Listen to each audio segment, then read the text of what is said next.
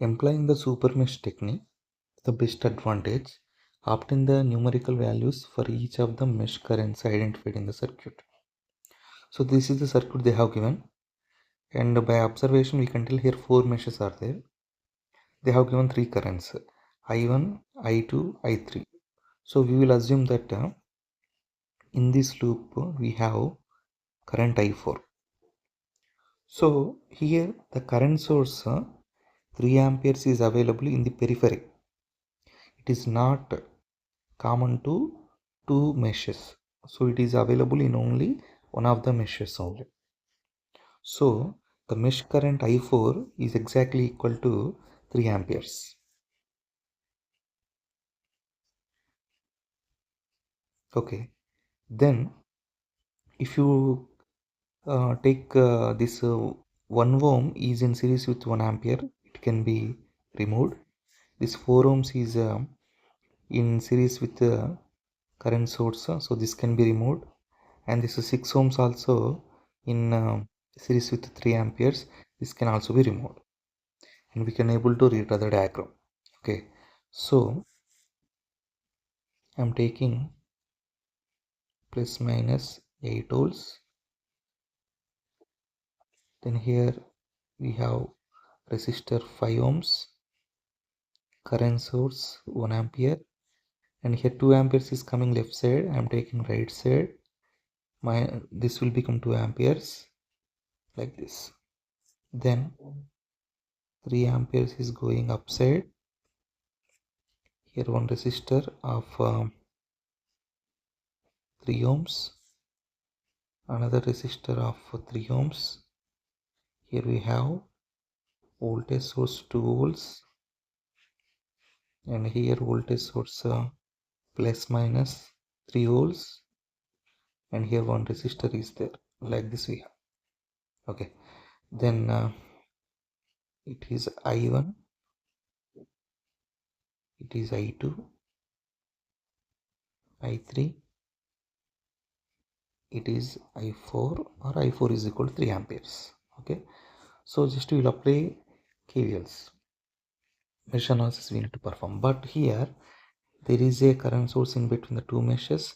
Here we can't apply KVL in this loop or KVL in this particular mesh, and here also current source is there in between these two loops, so loop 1 and loop 3.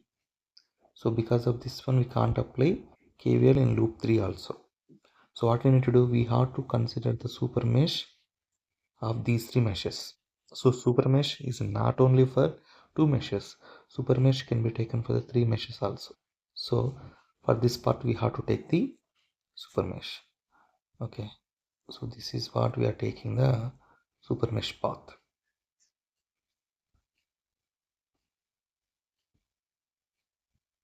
Okay, then we will continue to write the equations. Okay, before writing the super mesh equation, how to utilize this 1 ampere. Okay, this 1 ampere source is there now. How to write that one? If you consider it is going right side, so it is common to both meshes 1 and 2. Okay, and mesh current 2 is flowing, that means I2 is flowing in the direction same as this 1 ampere, but I1 is passing in a opposite direction. So 1 ampere can be given like this. 1 is equal to, I can write I2 minus I1. Okay, because how 1 amp is passing in the same direction, I2 is passing, but I1 is passing in the opposite direction. So simply I2 minus I1 is equal to 1 ampere. Similarly, you can focus on this 2 amperes also. And 2 amperes direction and I3 direction both are in the same direction, but I1 is in the opposite direction. So what we can write now? 2 is equal to I3 minus I1. So 2 equations we got. Then apply the KVL in the super mesh. KVL for super mesh, if you apply, what will you get? -8. I'm starting with the voltage source -8. Then come to downside, here plus 2 is available.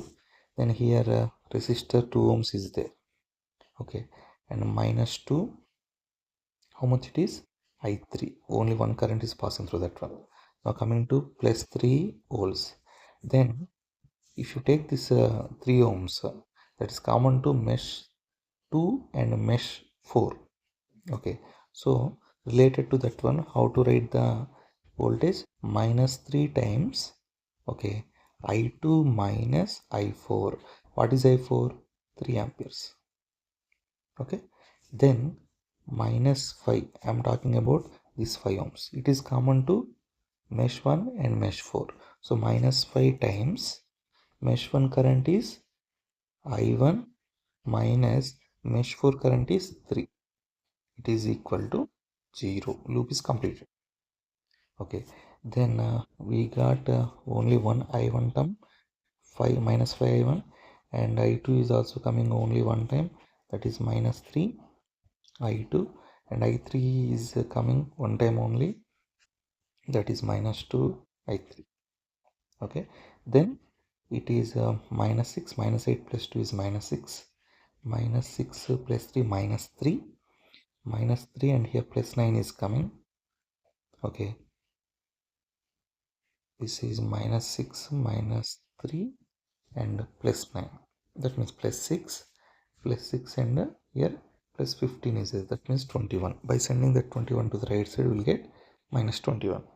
Okay, so finally minus 5 I1 minus 3 I2 minus 2 I3 is equal to minus 21. This is another equation we got. So already I4 we know, that is 3 amperes. So 3 unknowns are there now, I1, I2, I3. This is first equation, this is second equation, this is third equation. Okay, if you solve these 3 equations, then you will get I1 is equal to 1.4 amperes and I2 is equal to 2.4 amperes and I3 is equal to 3.4 amperes. That's it. And if you want I4 is already we got, that is 3 amperes. Thank you.